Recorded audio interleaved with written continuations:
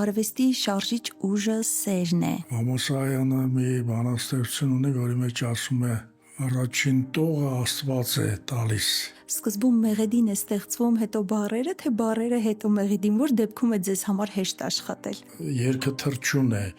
Մի թևը երաժշտությունն է, մյուս թևը խոսքերն են։ Դրանցից որ մեկն էլ չաշխատեց, թռիչքը դեպի ունկնդրի սիրտը, դեպի ժողովուրդը չի կայանա։ Դուք համագործակցել եք հայտնի եւ սիրված բազմաթիվ կոմպոզիտորների հետ։ Կոնստանտին Օրբելյան, Ռոբերտ Ամիրխանյան,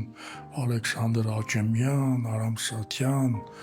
Ինձ հետ դեպք է պատահել, երբ ծանոթացել ենք ինչ-որ տեղ, եւ մարդը իմ բանաստեղծությունը անգիր է ասել։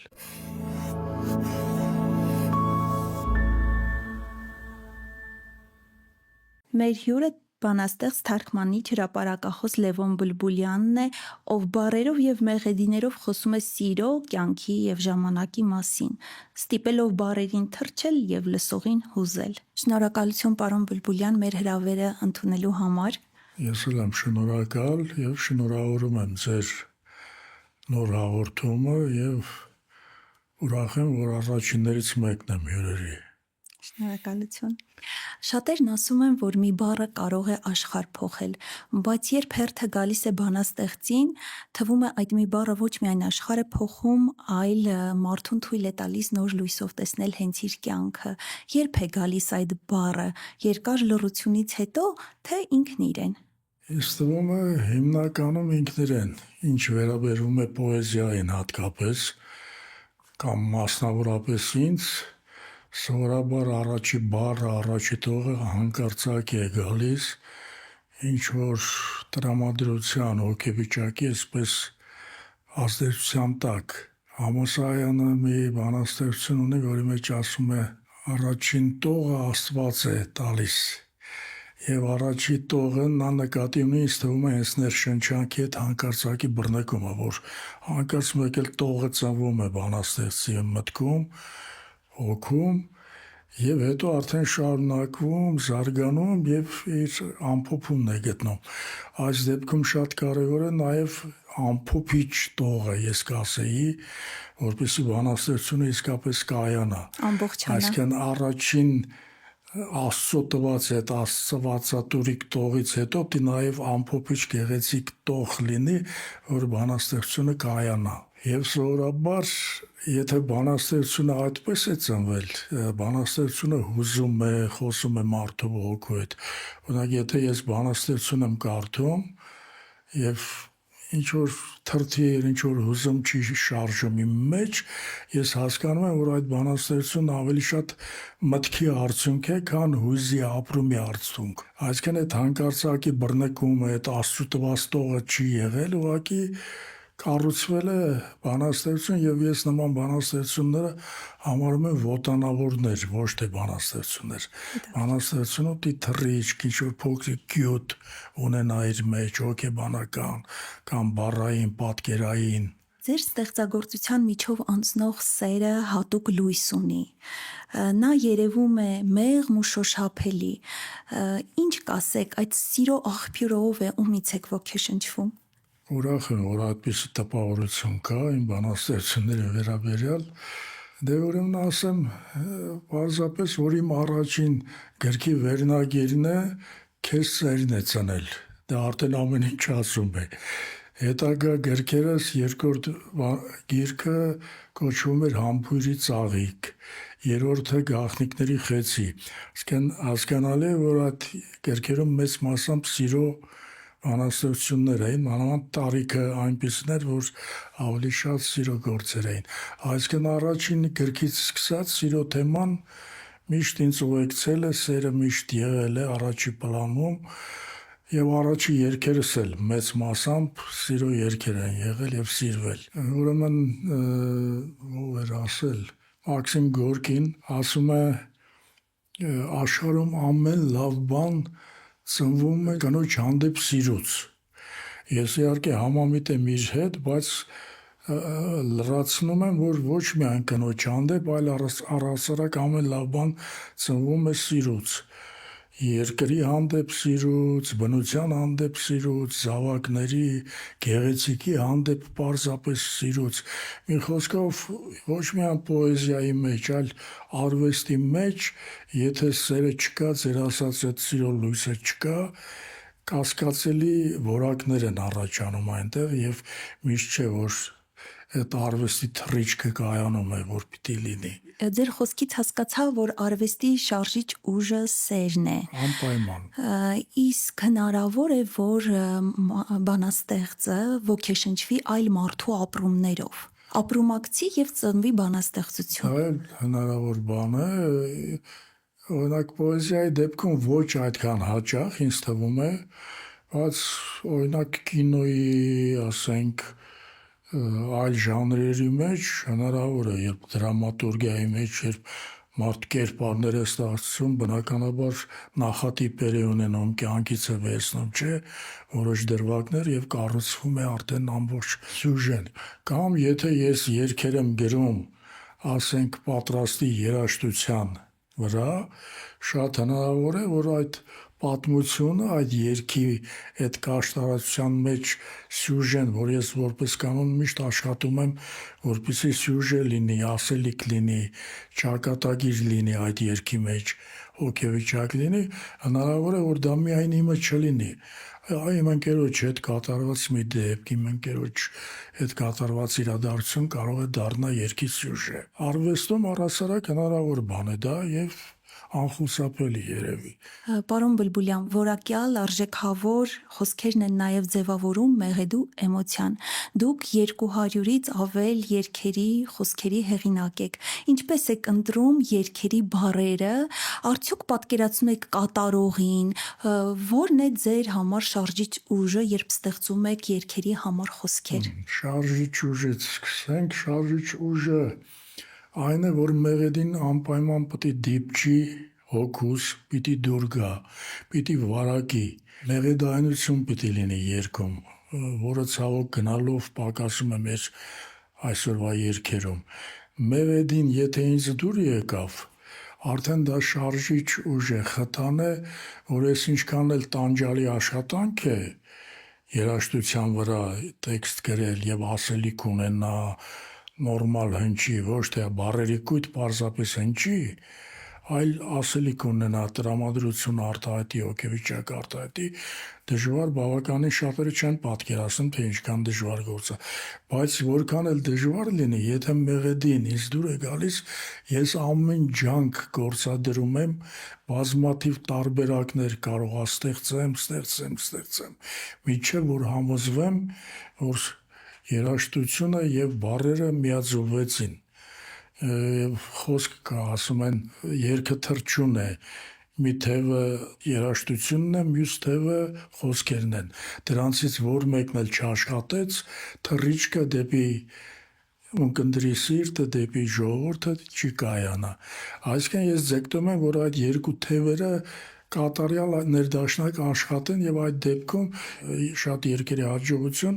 կարծում եմ պայմանավորված է դրանով։ Դուք համագործակցել եք հայտնի եւ սիրված բազմաթիվ կոմպոզիտորների հետ, միասին ստեղծելով շատ գեղեցիկ երգեր, խնդրում եմ պատմեք այդ մասին։ Իսկապես այդ առումով իմ բախտը բերել է, ասեմ, ես մեր գրեթե բոլոր այդպես առաջնակարգ լավագույն կոմպոզիտորների հետ համագործակցել եմ, Կոնստանտին Օրբելյան, Ռոբերտ Ամիրխանյան, Ալեքսանդր Աճեմյան, Արամ Սաթյան,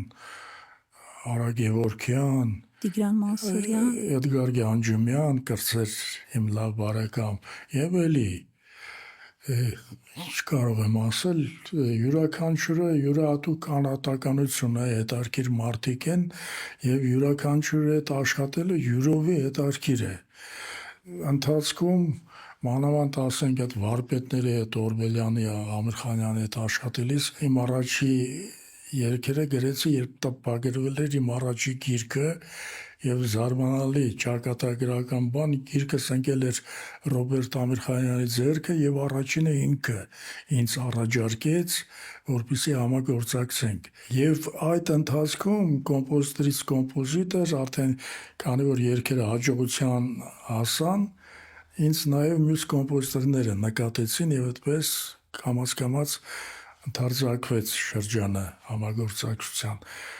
Եվ ընթացքում ես ամեն մեկից մի բան սովորել եմ երգը ստեղծելու նրբությունները, առանձնահատկությունները սովորելու առումով։ Յուրացրել եմ, կատարելագործվել եմ։ Դրա համար աստիճանաբար ինչ որտեղ հեշտացել է այդ դժվարին աշխատանքը, որովհետև երբ գաղտնիքները գիտես, որտեղ ձայնավոր պիտի ընջի, որտեղ կարճ բառ պիտի ընջի, որտեղ պիտի տողը կրկնվի, ասելիքը կրկնվի, այդ նրբությունները երբ հաշվի ես առնում, արդեն հեշտանում աշխատանքը եւ արդյունքն էլ դրական է լինում։ Մի խոսքով ուրախ եմ, որ ստացվել է այդպես եւ դեռ շարունակում եմ ես համագործակցել ես մեր կոմպոզիտորների հետ, իհարկե առաջվա ակտիվությունը չունեն, ինչպես առաջ էին, իսկ մի քանիսը ցավոք մեզ հետ չեն արդեն բարի շատակ Օրբելյանին, Աճեմյանին, մի խոսքով հա Ռուսլան Գալստյանին, որ հրաշալի երգաներ ընտիր երգեր ունի եւ այսօր հնչում սիրվում են։ Մի խոսքով ես ուրախ եմ, որ ստեղծագործական իմ կյանքում երգը կա։ Ձեր խոսքերով է ստեղծվել նաև հայկական առաջին փոփ օպերան։ Կուզենամ խոսեք նաև այդ մասին։ Առաջին օպերան, այո, Արամ Սաթյանի Լիլիթ օպերան էր դա, քրիստոնեության ընդունման 1700-ամյակն էր եւ այդ առիթով, որքան գիտեմ, չնայած ինքը արդեն նախաձեռնել էր այդ օպերան, բայց այդ տոնակատարությունը առիթ դարձավ, որպեսզի նրան պատվիրեն եւ ավելի արագացնեն այդ օպերայի ստեղծումը եւ քանի որ Արամ Սաթյանի հետ մենք արդեն մի քանի հաջողված երգեր ունեինք, նա բնականաբար առաջ երթին ինձ դիմեց այդ հարցում։ 1-2 երգ արդեն ուրիշներն էին գրել, բայց մնացած շարունակությունը արդեն ամփոփումը ամբողջ օպերայի մենք արեցինք եւ ինձ համար էլ հետաքրքիր էր, նորություններ։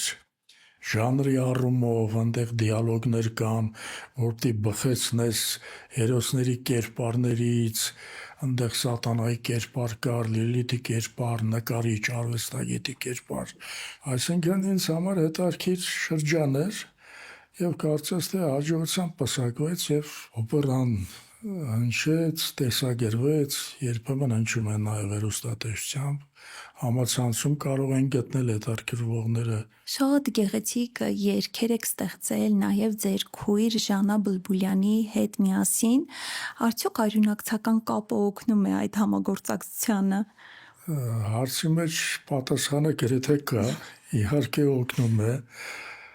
որովհետև միասին ենք մեծացել, 2 տարվա տարբերություն է մեր միջև։ Միասին ենք մեծացել, ընդհանուր շատ բան ունենք, ճաշակը, խառնվածքը, տեսակը, արյունը իրեն անում է բոլոր դեպքերում եւ իր հետ աշխատելը առանձնատուկ հեշտ է եւ հաճելի։ Մանավանդ իր մեղեդիները ասեմ, ովքեր ծանոթ են, ովքեր չեն, թող այս առիթով այս հաղորդումից հետո փնտրեն, լսեն, կտեսնեն, որ Ժանայի երգերը անխտիր մեղեդային են, այսպես հուզող, տրամադրող, համակող, իսկ երգի համար ամենակարևորը իմ կարծիքով մեղեդին է, մեղեդայնությունը։ Այն տաշի-տուշիները չեն, էլի, որ միայն բարի համար են, որոնք այսօր գերակշռում են։ Եվ դրա շնորհիվ Ժանայի հետ երգերը ավելի հեշտ են ծնվում եւ ավելի, ես կասեի, մեծ մասամբ հաջողություն են ստանում։ Պարոն Բլբուլյան, բացի բանաստեղծություններ գրելուց, ստեղծելուց երգերի խոսքեր նաև թարգմանիչ եք։ Թարգմանել եք բազմաթիվ գրքեր եւ ունեք 20-ից ավել գրքեր։ Կուզենամ խոսեք թարգմանչի եւ բանաստեղծի բնավորության գծերի համադրման մասին, արդյոք այդ երկու բևեռները չեն խանդում իրար կամ չեն խանգարում իրար, կամ արդյոք ինչ որակներով են փոխլերացնում իրար։ Ես կասեի, ուրեմն հակադրություն այստեղ չի կարող լինել, այստեղ ընդհանրություններ պիտի լինեն նախ եւ առաջ, թարգմանիչն էլ, բանաստեղծներ պիտի այդպես գեղարվեստական մտածողություն ունենան, բառի զգացողություն, ասենք բազմաթիվ բառերի միջից անհրաժեշտ ճիշտ կշիռ ունեցող բառը գտնելու կարողություն պիտի ունենան, բայց թարգմանիչը առավել կարողություններ պիտի ունենա եւ դրանցից մեկը տվյալ հեղինակի այսպես մաշկի տակ մտնելու կարողություն, ասենք ինչպես դերասանը, ասենք, չէ, կերպարը հանձնարարում են եւ մտնում է կերպարի մեջ եւ հոգեվիճակը, տրամադրությունը, ապրումները դերասանը թարգմանում է, արտահայտում է իր միջոցներով։ Նույն կերպ թարգմանիչը պիտի մտնի աշխարհ տվյալ հեղինակի եւ բացահայտի այդ աշխարհը հայերեն լեզվով, ներկայացնի հայերեն լեզվով հնարավորինս քիչ կորուստներով, որովհետեւ թարգմանությունը առանց կորուստների չի լինում, մանավանդ պոեզիայի թարգմանությունը։ Այնտեղ չափ կա, հանգ ու վանք կա, որ պիտի պահպանես եւ միաժամանակ ասելիքը։ Դժվարին գործ է էլի, բայց ճշմարիտ թարգմանիչները դա էլ ասեմ, բնած ինչպես լավ դերասան կա, չէ, այդպես էլ թարգմանիչը բնածին հատկանիշ է դա։ Ամեն լեզու իմացող, ասենք մեկը կարող է կատարյալ լեզվին տիրապետում է ֆրանսերեն կամ ռուսերեն, բայց նա, ասենք, կարող ես նյութը տալ, բանաստեղծությունը տալ, թարգմանի, շատ ճշգրիտ թարգմանի, Բայց տեսնես փոխանցի ամեն էմոցիան։ ինչն է, բայց կարդաս տեսնես ոգին չկա, տրամադրությունը չկա, այդ կայծը չկա, ներշնչանքը չկա։ Եվ դրա համար շատ ցանկալի է, որ նույնիսկ պարտադիր է, ես կասեի, որ բանաստեղծության թարգմանիչը լինի անպայման բանաստեղծ նաև։ Այդ դեպքում բանաստեղծությունը, ասենք, երաշխավորված է։ Օրինակ, ժամանակին տարիներ առաջ երջանկայի շատակ Վահագն Դավթյանը թարգմանեց Ռոբերտ Բյորնս, շոտլանդացի հայտնի շատ սիրված բանաստեղծ։ Ես շատ լավ գիտեմ, որ նա ոչ անգլերենին էր տիրապետում, ոչ շոտլանդերենին, առավել ևս Վահագն Դավթյանը, բայց այդ գիրքը համարյա երևույթ դարձավ այդ շրջանում, ձեռքից ձեռք էր գնում, կարդում էին, հիանում էին, այնքան լավ էր հնչում, այնքան գեղեցիկ։ Եվ այստեղ թարգմանչի բանաստեղծ լինելն էր կարևորը, որ նա կարողացել էր մտնել նրա ասելիքի մեջ, հոգեվիճակի մեջ, տրամադրությունները որսալ տարբեր եւ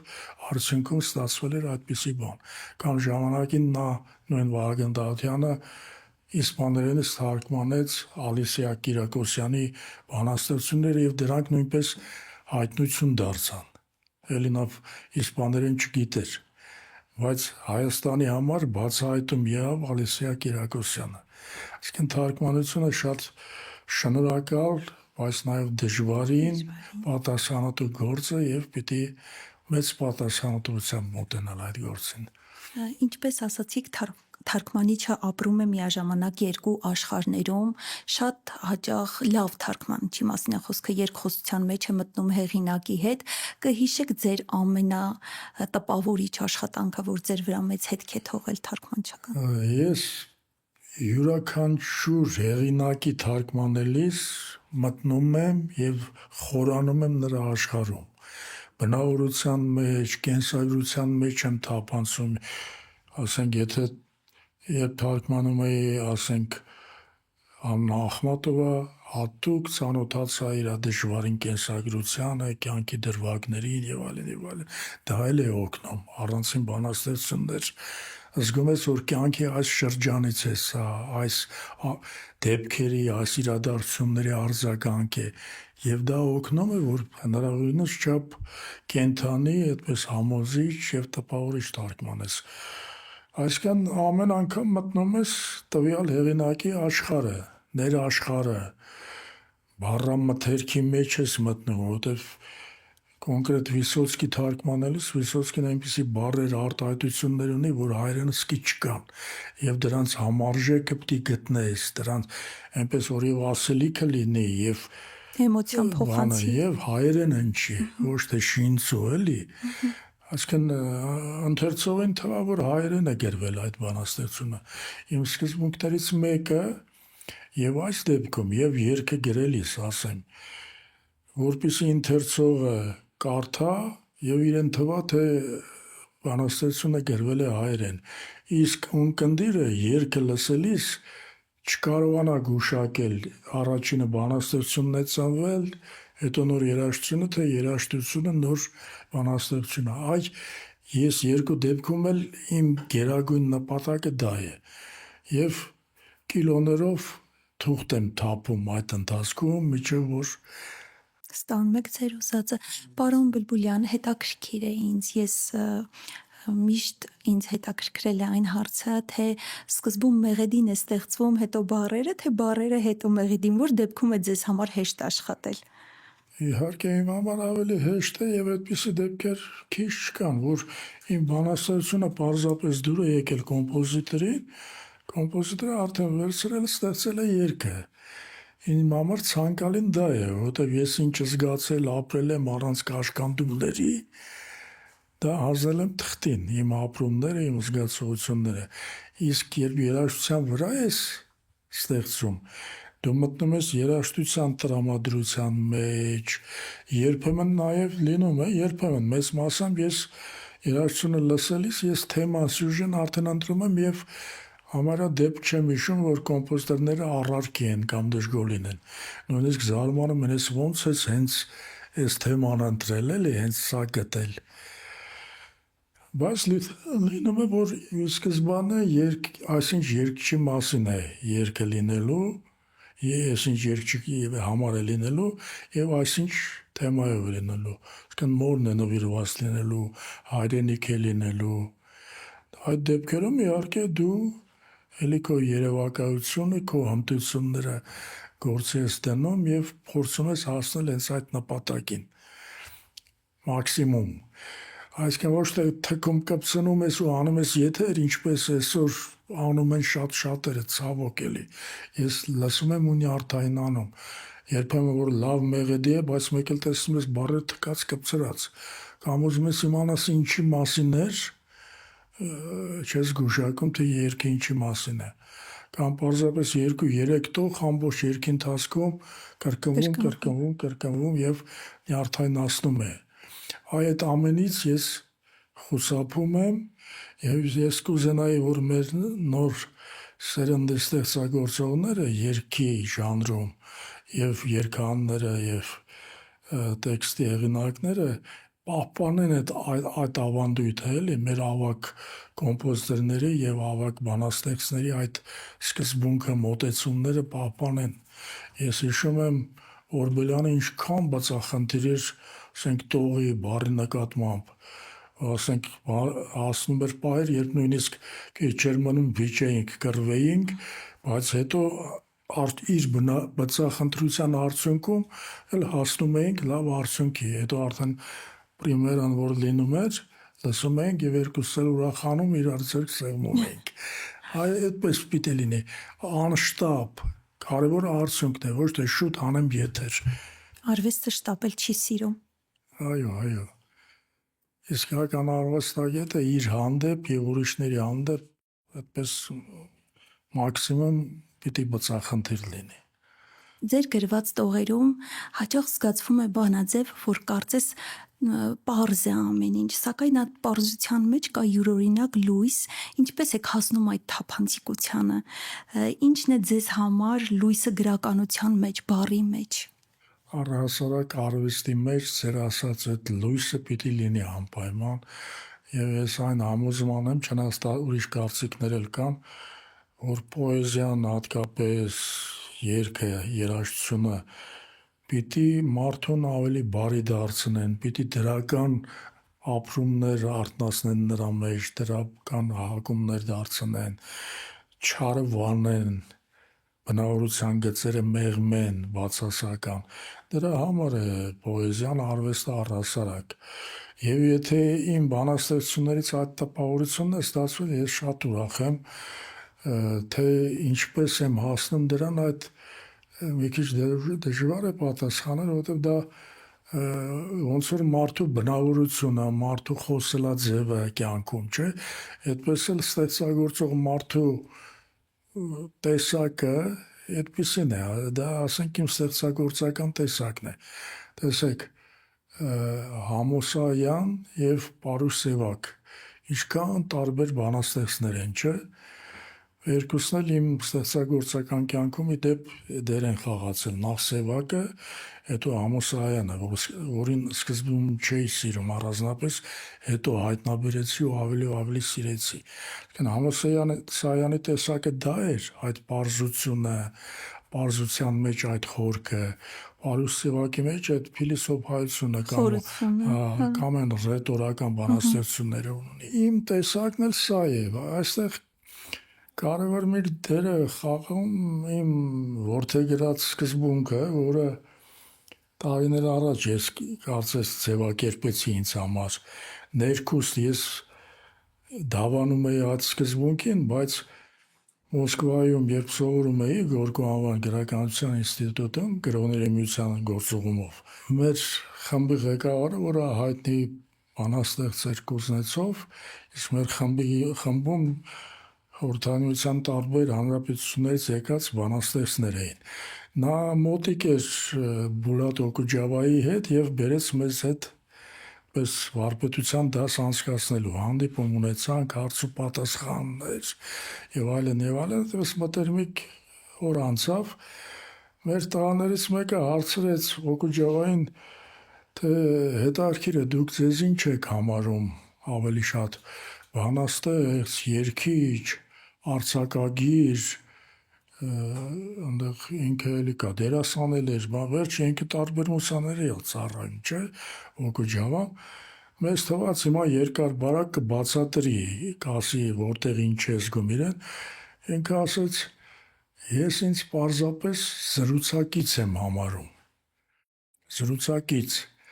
Ինձ անմիջապես տպավորվեց իմ մեջ, այնքան է տողը սիրեցի ու հասկացա, որ ես միշտ իմ սկզբունքին ձևակերպում էի փնտրում, թե որն է իմ սկզբունքը, հիմա կարծես իր շնորհիվ գտա, որ պիտի լինես զրուցակից։ Երգ ես ստեղծում, բանաստեղծություն ես ստեղծում, նույնիսկ ակնարկ ես գրում, հոդված ես գրում։ Առաջնայինը պիտի լինի, որ զրուցակից լինես ընթերցողի հետ, ունկնդրի հետ։ Նա վստահի քեզ, անկեղծանա, իրեն բացահայտի քո տողերի շնորհիվ։ Եվ այդ սկզբունքն էլ, քանի որ արդեն դարձավ սկզբունք ձևակերպված, ես խուսափում եմ բառաբարդույթներից, այդպես հնարավորին չափ պիտի անկեղծ, ավարտուն, առանց ձգձգվելու բանաստեղծությունը գնա հասնի ընթերցողի սրտին։ Խնդրում եմ հնարավորինս չափ անկեղծ ու պարզ ձևակերպեք մեկ տող, եթե հիմա ձեզ մեկ տող գրելու հնարավորություն տային եւ դուք դրանով բնութագրեիք ձեզ, ինչ կգրեիք այդ տողում։ Ինձ բնութագրեի։ Այո։ Արի համաձայներ, եթե ինձ պիտի բնութագրեմ, գոնե 4 տող ասեմ, քառատող մի հատ։ Լավ։ Որտեղ մի տողը մի քիչ դժվար է։ Բացի այդ ես մի բանաստեղծություն ունեմ, որը իմ կարծիքով եւ իմ մասին է եւ բոլոր ճշմարիտ արվեստագետների, գրողների, բանաստեղծների մասին։ Այսպես եմ ասում. շատ սերեր են աշխարհում սուտ դուրս եկել, անթիվ երգեր ամուլ ու փութ դուրս եկել, սակայն մեկ է, քեզ թվում է այս աշխարհ դու հենց սիրո երգի համար ես եկել։ Շատ գեղեցիկ է։ Արվեստագետը իրեն պիտի այդպիսին զգա, պիտի զգա, որ եկել է այս առաքելությամբ, սիրո եւ երգի համար։ Եվ ես թութու մինչև հիմա անդավաճան ծառայել եմ, զբաղվել եմ իմ գործով, ուրիշ բան չեմ արել, ծառայել եմ այդ նպատակին։ Որքանով է հաջողվել, այստեղ հաջողվել է միտեղ քիչ, միտեղ շատ, բայց կարևորը որ քո կոչմանը հավատարիմ ես մնում, յուրաքանչյուր մարդու համար շատ կարևոր է իհարկե։ Պարոն Բլբուլյան, երբ տարիները անցնում են, անուններ են կառուցվում, հեղինակություններ ձևավորվում, բայց այդ ամբողջ հանրային պատկերի ներքո միշտ մնում է մարդը, լուռ, անձնական, երբ մենակ եք, հանրության աղմուկից հեռու, ի՞նչն է ձեզ ամենաշատը հպարտեցնում։ Հպարտացնում, գուցե չասեմ հպարտության զգացում, այլ գոհության զգացում եմ ապրում, այն նրանից, ինչի մասին քիչ առաջ խոսեցի, որ միշտ զբաղվել եմ իմ սիրած գործով, արել եմ այն, ինչ ցանկացել եմ եւ որոշ արդյունքի կարծես թե հասել եմ։ Եթե այսօր ձեր հյուրն եմ, ուրեմն ինչ որտեղ մի բանի հասել եմ, որ նստած զրուցում ենք այս ամենի մասին։ Եվ մտածում եմ, երբեմն ինձ թվում է ամեն ստեղծագործող եմ մտածում։ Մտածում եմ, որ ապագայում, երբ չլինեմ, մի քանի երգի միջոցով կհիշեն, մի քանի քառատողի միջոցով կհիշեն։ Հումորի գրքեր ունեմ մեր քավառակատակների, մի քանի կատակներով կհիշեն։ Այսինքն բարի հիշողներ կլինեն շնորհիվ իմ թողած որոշ ստեղծագործությունների։ Թարգմանություններ էլ չեմ ասում, ասենք Օմար Խայամով կհիշեն, որովհետև Օմար Խայամը հրաշալի գիրք ստացվեց, շատ մեծ դրումով աշխատեցի երկար, բայց արդյունքը շատ լավ էր եւ նույնիսկ Գրողների միության թարգմանական մրցանակին արժանացավ տարվա լավագույն։ Այնտեղ թարգմանական այլ գրքեր կան։ Ձեր մասին խոսելիս հաճախ ասում են դուք ոգեշնչել եք շատերին, իսկ ով է եղել ձեր ոգեշնչման աղբյուրը։ Քիչ առաջ հիշեցի ակամայից Պարուր Սևակ, Ամոսայյան, առաջինը Պարուր Սևակն էր։ Ես մանկուց, քանի որ հայրս մեծ հարուստ գրադարան ուներ, շատ շուտ սկսել եմ կարդալ 3-4 դասարանից, այդպես ակտիվ ընթերցող էի, կարելի է ասել մոլի ընթերցող, նույնիսկ այդպես իրար հետևից գրքեր էի կարդում, բայց այդ տարիքում հիմնականում արձակ ես կարդում, չէ, պոեզիա ոչ ես կարդում։ Իմ գրչափորձերը արձակ փորձեր էին, պատմվածքներ, այդպես պատմվածքների փորձեր իհարկե, էլի։ Եվ մայրս էր հատկապես ոգեշնչում, ոգևորում իմ գրականության դասատուն, շատ սիրելի դասատուն Ելենա Մաթեոսյանը։ Բայց ժամանակի ընթացքում ասում են պատահական ոչինչ չի լինում։ Իմ ծննդյան օրվա առթիվ ավելի ուշ իմ մոտիկ ընկերը ինձ նվիրեց Պարուր Սևակի Մարդահապի մեջ գիրքը։ Այն ժամանակ գրքեր միայն գիրք նվիրելու օրը չէին նվիրում, մարդիկ իրար գրքեր նվիրում էին, կարդում էին, իրար հետ կիսում խոսում էին։ Եվ այդ գիրքը այնքան սիրեցի, այնքան տպավորվեցի, չնայած լրիվ չհասկանալով, դե Պարուր Սևակը այդքան էլ հեշտ պոետ չի, չէ, պատանիների, մանավանդ երեխաների համար, բայց գիրքը ինքնին հետաքրքրեց, գրավեց։ Ես սկսեցի ամսագրերում, թերթերում Պարուր Սևակի անունը որոնել, հարցազրույցներ կարդալ իր, եւ երբ իմացա այդ զրույցներից, որ ինքը շատ սիրում է Չարենց, շատ սիրում է, ասենք, բանը արևմտա հայ բանաստեղծներին, ասենք Վարուժան, Սիամանթո, ես էլ ինքնին սկսեցի այդ իր սիրած հեղինակներին կարդալ եւ աստիճանաբար բան ասա նրան, որ սկսվեցին իմ բանաստեղծական փորձերը։ Արձակի մասին մոռացվեց եւ ծնվեցին իմ առաջին բանաստեղծությունները։ Հետագայում արդեն Համոսայանը բացահայտվեց եւ ավելի շատ սկսեցին նրանից նաեւ այդ ձեր ասած պարզությունը, այդ պարզության մեջ Խորությունը։ այդ դա դարձավ նշանաբան ինձ համար։ Պարոն Բլբուլյան, շատերը նաև մնում են ստվերում։ Ինչ որակներ, ինչ բնավորության գծեր պետք է ունենա գրողը, բանաստեղծը, որպեսզի իրեն սկսեն ճանաչել, իրեն տողերը, որպեսզի դիպչի մարդկանց հոգիներին։ Ես չէի ասի, այստեղ բնավորությունն է կարևոր։ Այստեղ ստեղծագործության տեսակը, այ որակը, տեսակը, գեղարվեստականությունը, զգացմունքայնությունը, ես կասեի, ասենք, կան ստեղծագործություններ, որ ավելի շատ միտքն է իշխող, չէ, բայց կան ստեղծագործություններ, որ իսկույն հուզում են, վարակում են քեզ եւ որպես կանոն այդ ստեղծագործությունները ավելի են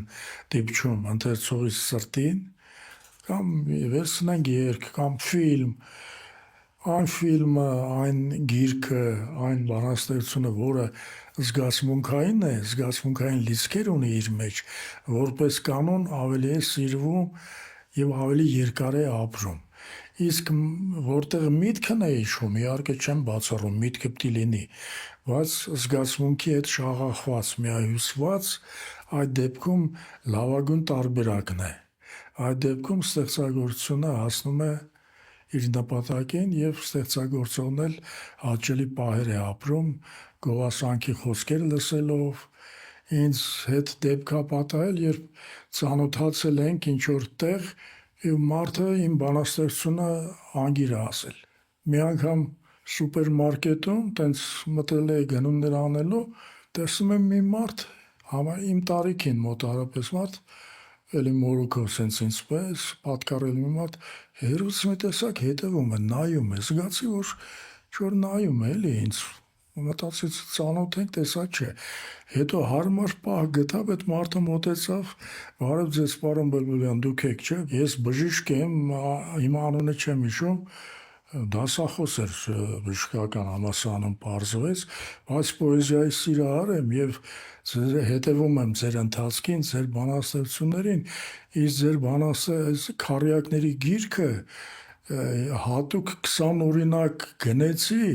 որպեսզի իմ մտերիմներին նվիրեմ, իհարկե ոչ բոլորին, ովքեր որ զգում են, որ արվեստի գրականության հանդեպ սեր ունեն, նվիրում եմ ձեր գիրքը, նաև խորհուրդ տալու որ անպայման կարդան։ Հետո ասաց, որպեսզի չմտածեք, թե այդպես սիրաշահում եմ, մի երկու բանաց քառյակ, այդպես անգիր արտասանեց, որ պարզվեց իմ սիրած քառյակներից էր։ Այսինքն սիրտ հոգի, հետո իհարկե միտք, հետո իհարկե ճիշտ ձև, արվեստի ստեղծագործության ճիշտ ձևի ընտրություն, որը ժամանակետի փոխվի, կատարելագործվի, զարգանա, իհարկե այսօր եթե Թումանյանի նման գրես, այսքան հին կհամարվես, ոգու առումով չեմ ասում, այլ ձևի տեսակի առումով, ասենք կարող ամենալավ բանաստեղծի նման էլ գրես, բայց արդեն հին կհամարվես, պետք է անverջ բարենորոգվի բանաստեղծությունը ժամանակի ընթացքում, եւ ոչ միայն բանաստեղծությունը, կինոն էլ, երգն էլ, Իսկ ինչ եք զգում, երբ տեսնում եք, լսում եք, առնչվում եք, երբ ձեր ստեղծածը դիպչել է մարդկանց հոգիներին, նրանք ապրում են ձեր գրածով, թեկուզ անգիր են արել տողերը, թեկուզ նվիրում են ձեր գրքերը միմյանց, դուք ինչ եք զգում այդ պահին։ Հաճույք, վայելք, հպարտություն, ձեր ասած։ Ամենամեծ հաճույքն ու վայելքն է, դա քան թե մեծ հոնորարը, ես կասեի։ Ասենք մի երկի կա բանաստեղծ գրքի համար մեծ հոնորար ստանաս այդքան հաճելի չի, իհարկե հաճելի այդ բան կուրախանաս կանցնի, բայց այդ փաստը, որ անգիր են ասում կամ սիրում են կամ երգը դնում մի քանի անգամ լսում են կամ պատվիրում են, որ այս երգը ինչի այս միջոցառմանը, դրանից հաճելի վայելք չկա ստեղծագործողի համար ինձ թվում է, ոչ միայն իմ յուրաքանչյուրի համոզված եմ։ Պարոն Բլբուլյան, քանի որ մեր հյուրերը պետք է բացեն իրենց բնավորության խորը շերտերը եւ այդ տեսանկյունից ներկայացնեն այն համադրումների, խոսեն այն համադրումների մասին, որոնք իրենց դարձրել են այդպիսին, ինչպիսին կան, եւ որը որ կարող է մոտիվացնել գալող սերնդին, ինչ խորհուրդ կտաք գալող սերնդին, ինչ բնավորություն պետք է ունենա մարդը, որ հաջողվի իր գործում։ Եթե ինձնով ասեմ, առաջնորդվեմ իմ բնավորության գծերով, ինձ հաջողությունը բերել իմ աշխատասիրությունը, ակնհայտ, որ ոմանք տնեցիները երբեմն նույնիսկ զարմանում են կամ մեղադրում են, դե հերիք է էլի, եթե խորանում եմ մի բանի մեջ, էլ փոք չեմ գալիս, միջև ասենք Խայամի գրքի վրա աշխատեցի տարիներով եւ անverջ փոխում էի, անverջ որովհետև 4 տողի մեջ պետք է կարողանաս այնքան ավարտուն, այնքան գեղեցիկ տպավորիչ ասես։ Եվ ասենք նպատակից հասնելու համար ինչ չեմ խնայում։ Կարող է տառապալի աշխատանք է դա եւ օրվա վերջում հոգնես ընկնես ցած, բայց ամենահաճելի հոգնությունն է դա, երբ մի բանից ձգտում ես, համառում ես եւ հասնում ես։ Այ աշխատասիրությունը եւ համառությունը իմ հաջողության գրավականն են եւ ինձ թվում է յուրաքանչյուր մարդու կյանքում, եթե այդ գծերը առաջնային լինեն, հաջողությունը անխուսափելի է։ Իհարկե բնածին շնորհը, այդ Աստծո տված շնորհը, որը պիտի լինի, բայց այդ Աստծո շնորհը իդերև կլինի, կկորչի կամ թերի կգործի, եթե այդ աշխատասիրությունը, համառությունը, նվիրումն ու սերը չլինի։ Այդ բոլորը միասին ցանկացած արվեստագետի երիտասարդ սկսնակ անպայման կտանեն առաջ եւ մի օր հաջողության դուռը անպայման կբացվի իր առաջ։ Շնորհակալություն շատ թանկ խորհրդի համար։ Քանի որ մոտեցանք ավարտին, ես առհասարակ ավանդույթ ունեմ, սովորաբար նման զրույցների գնալիս անպայման դատարկած ձեռն չեմ գնում, բերում եմ իմ գրքերից մեկը եւ քանի որ այսպիսի հաղորդում եք նախաձեռնել, ես մտածեցի, որ խոսք ու զրույց գիրքը, որտեղ իմ հարցազրույցներն են հանրայդ մարդկանց հետ, հոդվածներ են, հարցազրույցներ են ինձ հետ տարբեր թեմաներով, կյանքի, արվեստի, գրականության մասին եւ այս գրքում կհանդիպեք շատ հայտնի անունների, սիրված անունների, մտածեցի, որ ձեր հետագա հարցազրույցներում, հաղորդումներում այս գիրքը կարող է ձեզ օգտակար լինել, սիրով նվիրում եմ։ Շնորհակալ եմ, սիրով ընդունում եմ, սիրով կկարդամ, պարոն Եվ Բուլբուլյան։ երկար ճանապարհ եմ մաղթում ձեր հաղորդաշարին։ Շատ շնորհակալ եմ։ Իսկապես ինձ համար հաճելի էր զրույցը, թող երկար ճանապարհ ունենա եւ քաղաքականացված այս ժամանակներում մարդկանց հնարավորինս կտրի միայն այդ քաղաքականացված վեճերից, իրար վիրավորելուց, միայն դրական լիցքեր հաղորդի եւ մղի դեպի գրականությունը, արվեստը, պոեզիան, երգը։ Շնորհակալություն, շատ շնորհակալություն։ Սիրելի հետևորդներ, այսօր մեր հյուրը բանաստեղծ, թարգմանիչ, հրապարակախոս Լևոն Բուլբուլյանն էր, ում խոսքերը եւս մեկ անգամ հիշեցրեցին, որ աշխատասիրությունը եւ համառությունը կբացեն ցանկացած փակ դուռ։ Իսկ դուք, սիրելի հետևորդներ, մի մոռացեք բաժանորդագրվել մեր YouTube-յան ալիքին, որպեսզի բաց չթողնեք հետագա թողարկումները։